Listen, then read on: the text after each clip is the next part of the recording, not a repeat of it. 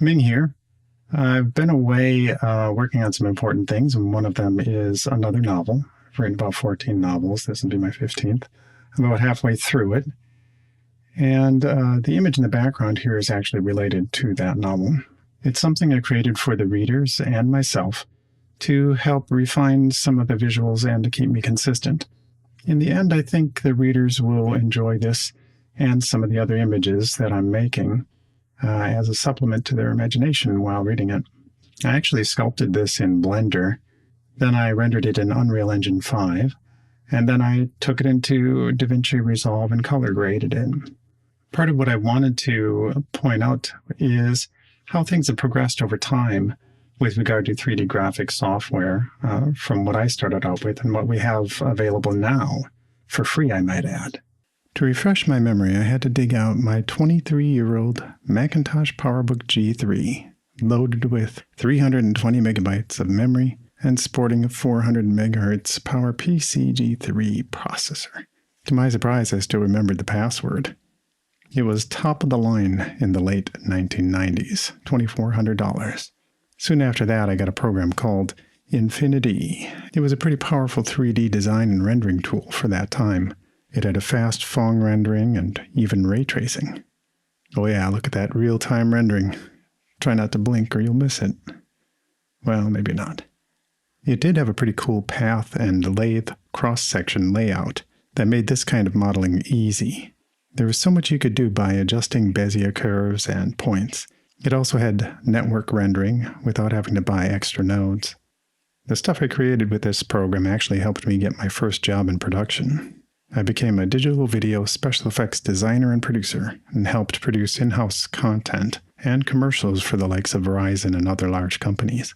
I wished I had kept a lot more of the work I did back then, but here's a sample of what I could scrounge up for on the old hard drives I have.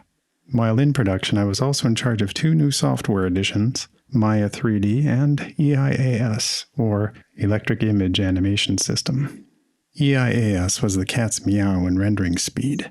Their motto of work hard, render fast, retire young wasn't a joke when compared to the speed of other renderers at the time. It was actually the software used by the famous Rebel unit at Industrial Light and Magic.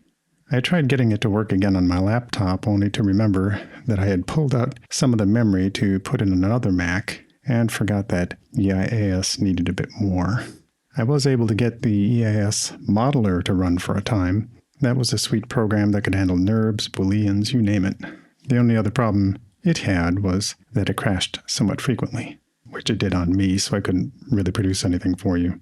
So you had to save often. Then I was also working on Maya, cutting my teeth on its 3D design and rendering tools. I created some pretty good stuff back in those days. I have little to show for it other than these scaled-up videos. So you'll have to remember that 720, that's 1280 by 720, was the big thing back then. It was 720 by 480 before that. We were also one of the first people to use Final Cut back then, after Apple bought Shake.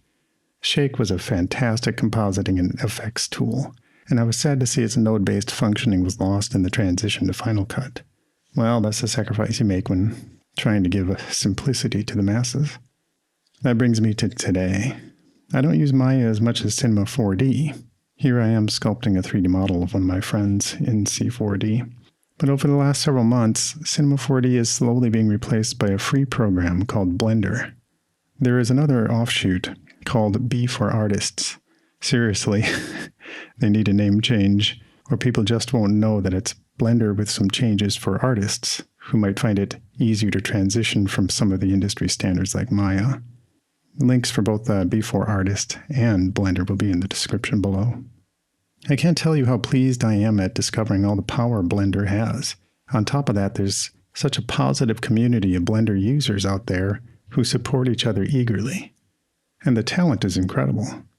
I tell you, I almost gave up on it because it was somewhat awkward to use compared to what I had been using. It seemed less intuitive.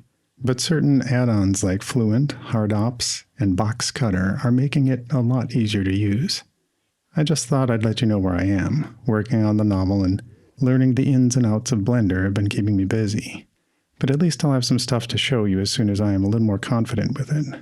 We are still working on our short film productions. That continues regardless of anything else I have going on.